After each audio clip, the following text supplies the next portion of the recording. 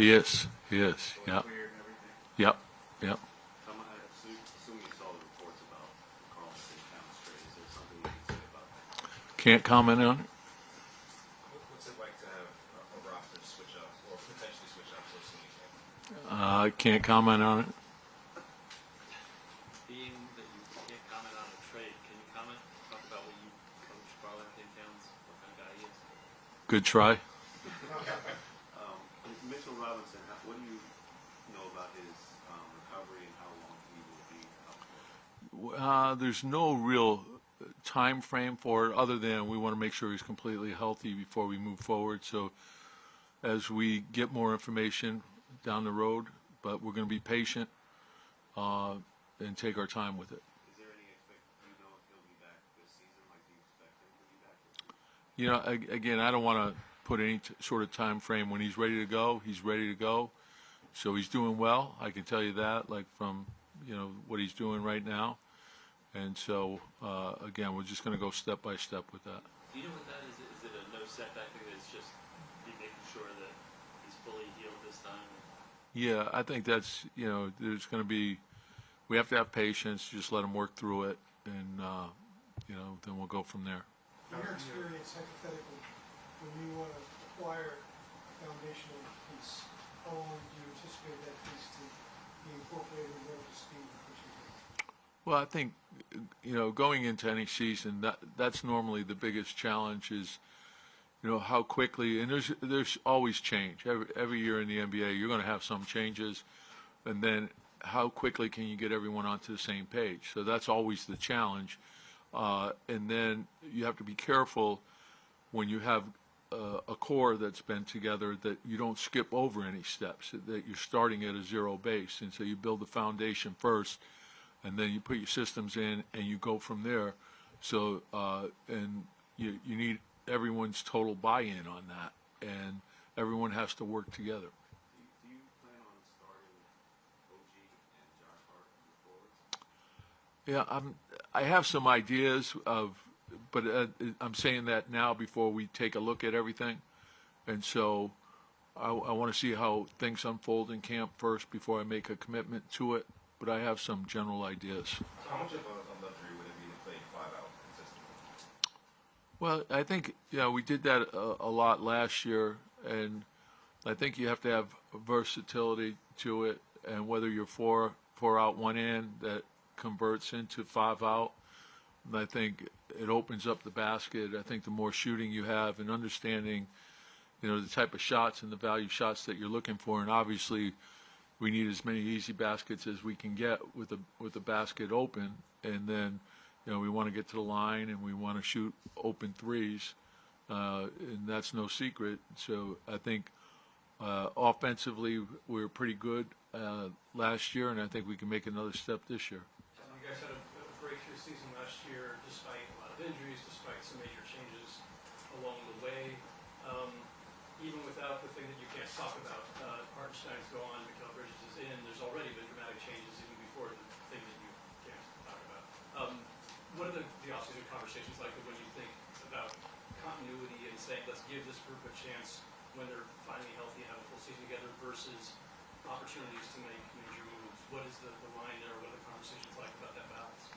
Well, I think each season. I think when you finish the season, you take a deep dive into your team, and then you analyze what you think the strengths and weaknesses of the club are, and then you plan accordingly going forward all summer. So and the first step is the draft, and then you have free agency, and then you have trades. And so, and you're never content. You always want to try to improve, and when opportunities present themselves and you feel like it can improve the team, you want to try to take advantage of that. And I think Leon and his staff have done a good job. They stockpiled the draft capital, and they waited for the right opportunities. And then when there's always risk involved, but I thought it was a well thought out plan.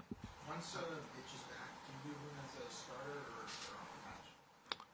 off the bench? And again, I think that you're going to take it step by step. So the first thing is to get him back, and then we'll see where he is, and then I like the versatility of what he gives us, and it's different. I thought we won a lot of games with our rebounding last year, and so we know he's elite.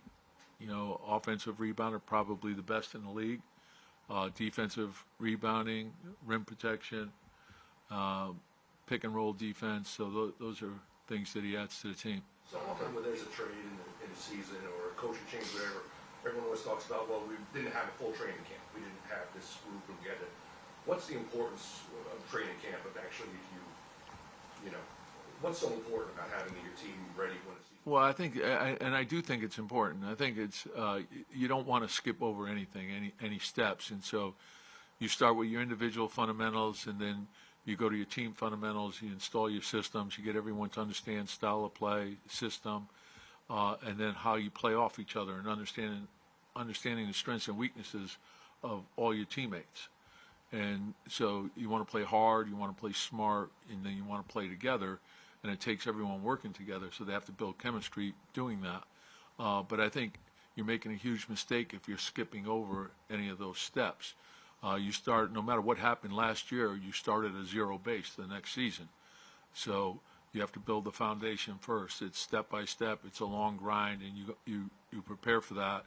And I always think that you begin with the end in mind. What's it going to take at the end for us? Tom, the fans are thinking big. What's your message to them in terms of your goals and expectations for this team?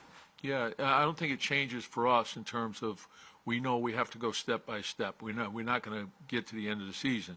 So each and every day we have to put everything we have into it, focus in on our daily improvement.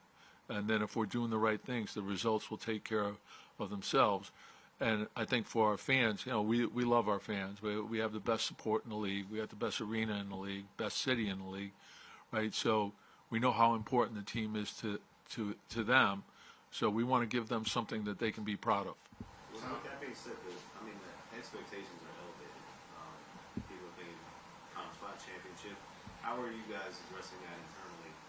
Yeah, and I think you don't want to get lost in that. To me, it's just focus in on what we can control, which is what we put into each and every day. And if we're doing that, all that stuff will take care of itself.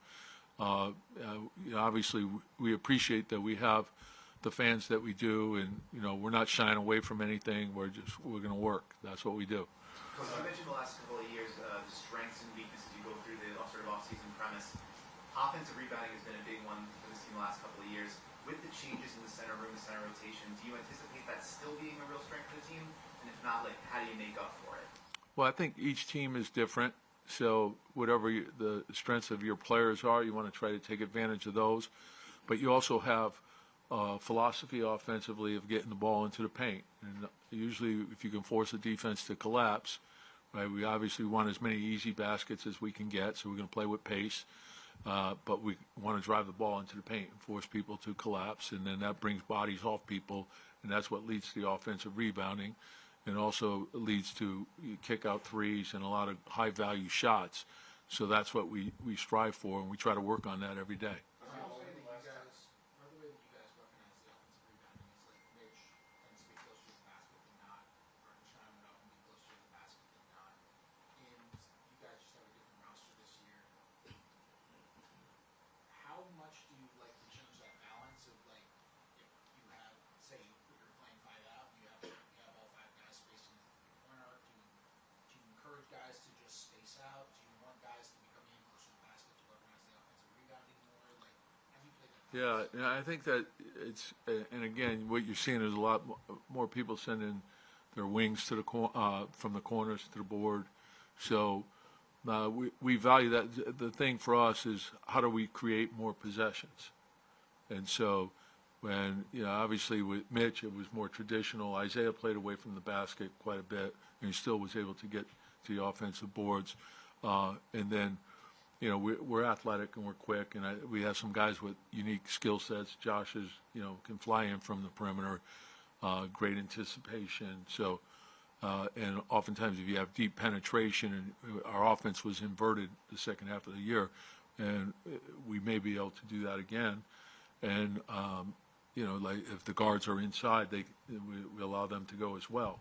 So whatever way we can create those extra possessions, and we want easy baskets. So we're going to do that.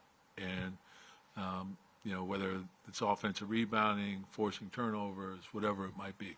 Tom, over the last 10 months, you guys have acquired players to kind of help this offensively spread that offense. And you didn't just acquire a run-of-the-mill 3 guys. You got 2 of the best. And hypothetically, if you guys got a stretch 5, you'd be one of the best shooters in the league. Obviously, you guys have the means to do so. But how much of Jalen doing what he's done, what he can be, has led you guys going all in on getting kind of the best of the best of these guys?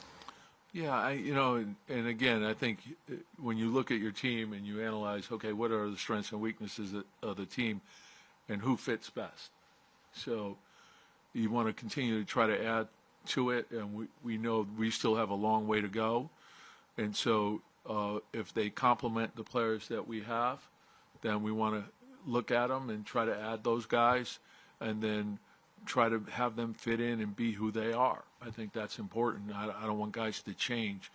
I want everyone to understand what their strengths are, play to those strengths, and understand who you're on the floor with and what their strengths are.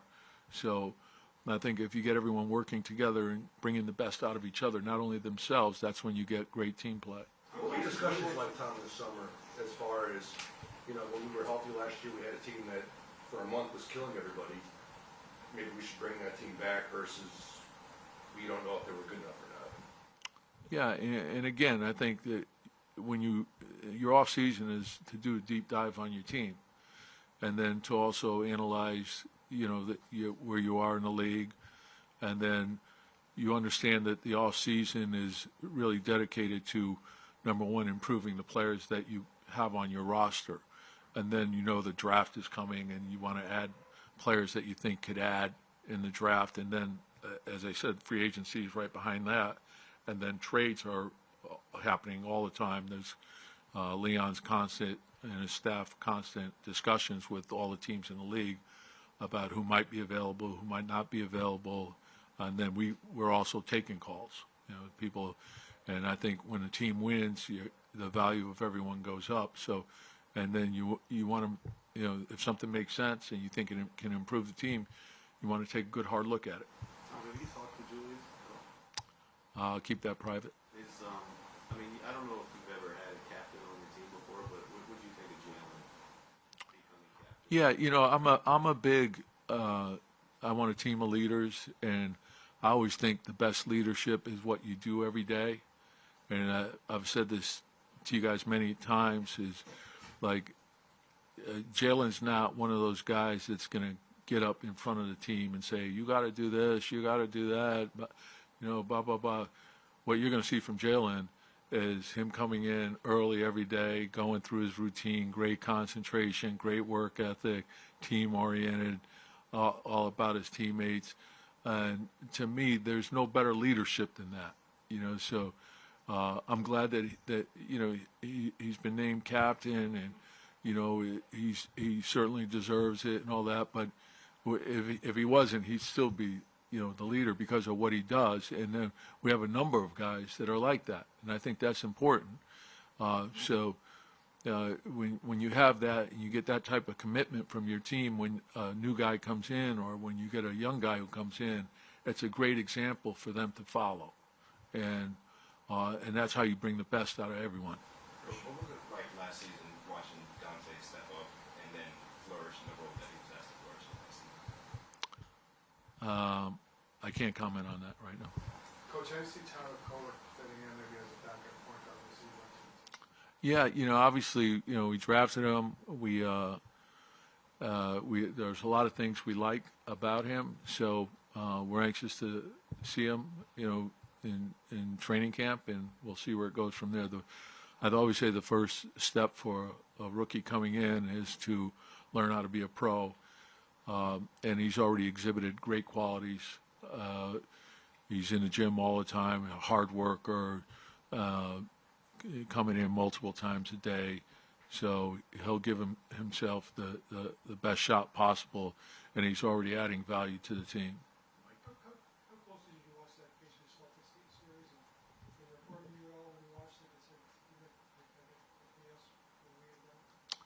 Yeah, I'm not like into the like what ifs and all that stuff. So I watched some of it. I can't say that I locked into it or anything like that, but you know, I watched it more as a fan. All right, two more. Brad, you you mentioned going over your strengths and weaknesses, sort of breaking down what you just had from last season. Where were the weaknesses that you thought? Like, what did you feel like you came up short by the end of the season that you wanted to address over the summer into the training camp? Well, I think there's always things you can do better. Even, you know, like if no matter what you're doing, if your focus is on that daily improvement, okay, what is it going to take for us to make the next step? You know, and I think, you know, we had a lot thrown at us last year. We persevered through a lot of things. I think we were one of 4 teams that were in the top 10 in offensive and defensive efficiency. And so I think we can improve in both of those areas, and that takes everyone working together. So, you know, that's probably the biggest thing is the commitment to remain strong defensively, how we can, you know, continue to improve there. And we know like it's a big transition league, and it's a big pick and roll league. So those are 2 things that we have to lock into immediately in training camp. And then on offense, the same thing. You know, we want to try to get as many easy baskets as we can and create high value shots for each other. I think that's, you know, that's where the focus will lie in training camp.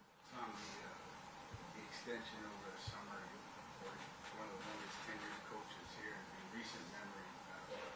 That security, what did that mean to you? That means a lot, and I certainly, you know, appreciate Mr. Dolan and Leon and Wes and the, you know, front office, their support. And I said this to you guys last year. This is where I wanted to be. So I realize how fortunate I am to be here, and I certainly appreciated it. Tom, Last one. Last year, at some point near the end of the year, you kind of mentioned how there were ways you wanted to use OG defensively, but you just never quite got the opportunity because he was so good in that lineup in terms of like small ball 5 stuff, that kind of stuff. How do you view on using him this year? Are there ways you didn't get to use him that much last year that you leaned into more this season? Yeah, no, the one thing that I do like is I like the versatility of what we have in terms of when you look at Mikhail, Josh, and OG, because you can use them on the ball and you can use them off the ball. And Josh and OG are very disruptive off the ball in different ways. And then Mikhail is very, very good on the ball. So, and then you could rotate those guys onto the ball, and you're giving guys different looks. So I think in this league, sometimes a steady diet of one guy is not the best way to go. So I think because we can be disruptive that way, I think we could add another element to our defense. But OG has great versatility because it's the size and the strength and the anticipation. And he has great feet. And what it will allow us to do is obviously the switching will be there'll be additional switching that we can do, but you could play OG on size too. You can play him on 5s, and we could play Mikhail on point guard, so that could add a whole different element to our defense.